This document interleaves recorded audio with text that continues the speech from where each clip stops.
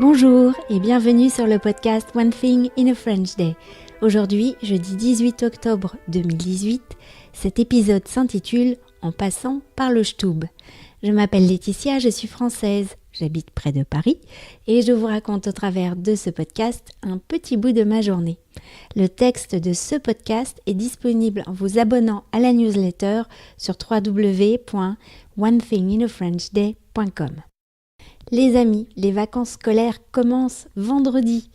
Nous serons absents la première semaine, mais le podcast continue. Je vous ai préparé, comme d'habitude, quelques petites surprises et rediffusions. Voilà. En passant par le Stub. Pas très sûr de la prononciation car c'est un mot allemand. Donc, en passant par le Stub. Depuis la rentrée, mon amie Mariam a décidé qu'il fallait que je me mette à la course. J'ai fait de la résistance.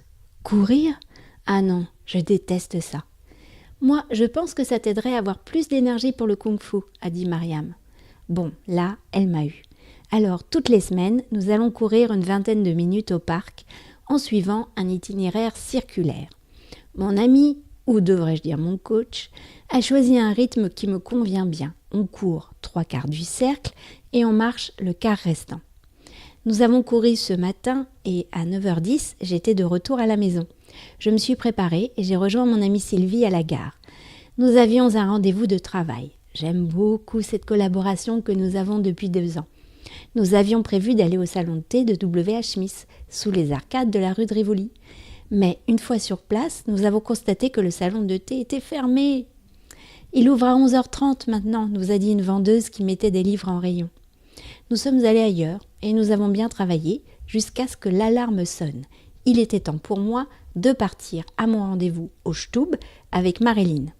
« Eh bien moi, je vais prendre une choucroute », a dit Marilyn avec un grand sourire gourmand après avoir étudié la carte de l'imbis de la rue de Richelieu.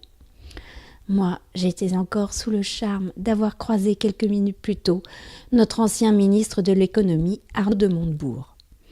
Je vais prendre l'assiette Oktoberfest. Nous nous sommes régalés dans ce petit restaurant.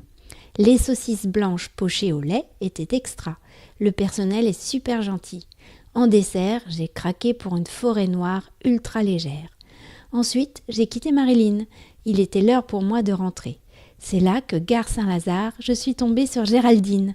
Elle rentrait également, nous avons voyagé ensemble. Cela faisait longtemps que nous ne nous étions pas vus. En arrivant chez moi, le gardien m'a vu passer.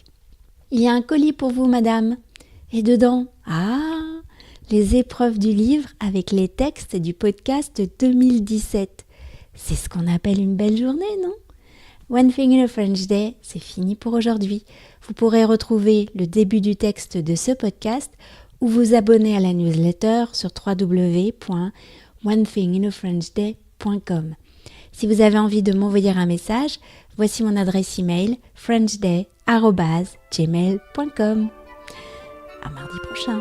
Au revoir.